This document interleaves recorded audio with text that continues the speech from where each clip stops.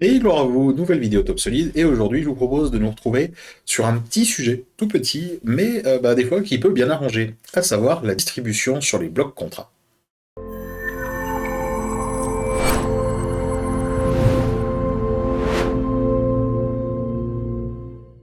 La base elle est extrêmement simple, on va prendre bois, bloc contrat, et on va faire un panneau tout simplement très basique, hein, on va poser une pièce, et vous voyez qu'ici on a accès à la super fonction distribuer. Alors distribuer, pour ceux qui l'ont jamais utilisé, on va le faire. Hop, on choisit une face de départ, une face d'arrivée, une quantité. Et une fois qu'on a fait OK, on a tout simplement notre propagation d'éléments qui s'est faite. Vous voyez, hop, on retrouve tous les éléments. Donc le modèle qui a été utilisé, la propagation, les 3 exemplaires, ça se fait tout seul, c'est royal. Hop, on va détruire tout ça. Et hop là. Le sujet, il est sur le fait que si jamais on rate cette fonction, comment est-ce qu'on la retrouve? C'est-à-dire que là, par exemple, de bonne foi, je sais pas, je le pose, j'en sais rien, positionnement,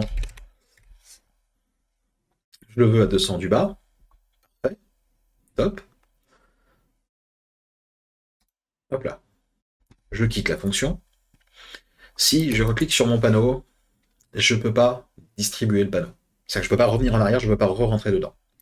Si je prends la clé plate, je clique dessus, j'ai bien accès aux flèches rouges.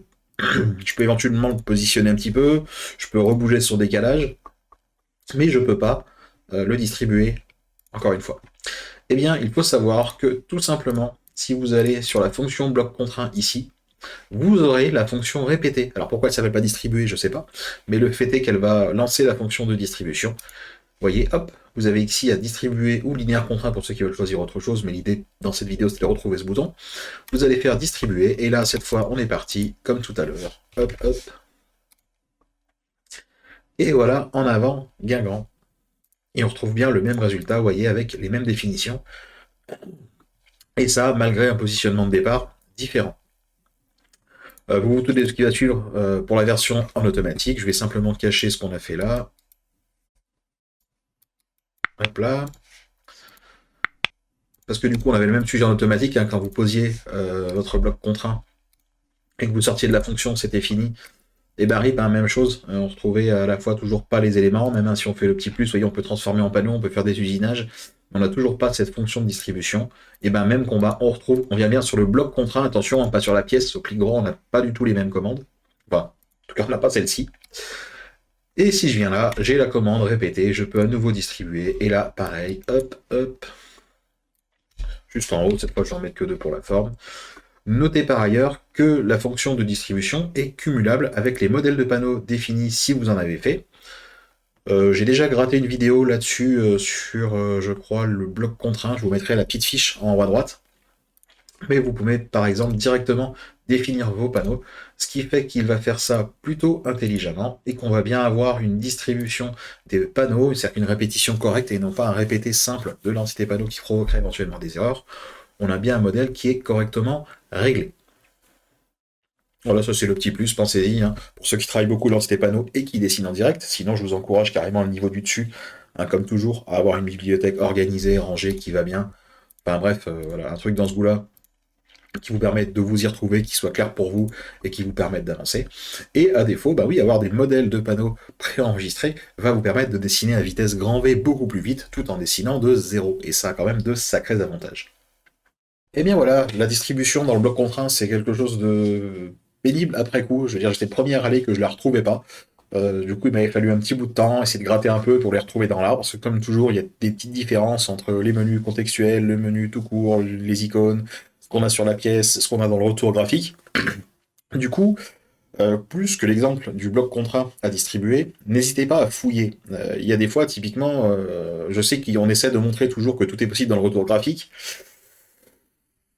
Voilà, c'est bien, mais c'est limitant. C'est-à-dire qu'il y a des fois ça marche pas, alors que la solution, en fait, c'est 2 clics, mais juste dans l'arbre.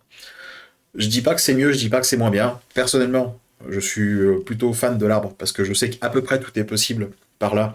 Et du coup, j'ai moins de contraintes et ça me fait qu'une seule chose à apprendre. Parce qu'apprendre le graphique, le menu, le machin, je j'ai pas le cerveau pour ça, je suis pas assez malin. Mais par contre, Ça va me permettre de toucher des choses, notamment à reconnecter des plans. Là où il va se mettre en erreur et qu'une clé plate vous donnera accès limité et vous dira j'y arrive pas, c'est invalide. Voilà, on peut gratter plus finement les éléments dans l'arbre, mais c'est moins intuitif. Hein. On est d'accord, ça parle moins, on a moins de retour visuel, mais ça va permettre de corriger pas mal d'erreurs. Et du coup, parfois, j'ai envie de dire, si ça a sauté, avant de tout fermer, jetez un petit coup d'œil, prenez 5 minutes. Ça va pas tout changer pour vous, mais petit à petit, vous allez vous faire à l'arbre, à son fonctionnement, à ses mécaniques, aux petits trucs cachés que vous allez trouver dedans, et ça vous fera moins peur, parce que c'est comme tout, quand on a 18 erreurs avec un arbre long comme ça, c'est infernal, c'est ingérable, on peut pas s'y retrouver. Alors que si vous avez pris l'habitude de descendre dans cet arbre et de voir un peu comment il est constitué, et de savoir finalement qu'est-ce qu'il est en train de vous montrer, euh, bah, on se rend compte qu'on le parcourt assez vite. Oui, il y a beaucoup d'informations, mais quand on sait ce qu'il y a à ignorer, ça passe pas si mal. Voilà, bon bah écoutez, j'espère que cette petite découverte du bouton distribuer après coup de l'utilisation vous sera encore une fois utile. N'hésitez pas à vous abonner à la chaîne pour nous soutenir, un petit like et un commentaire pour nous partager vos meilleures fonctions cachées, pourquoi pas. Et en attendant, à la semaine prochaine.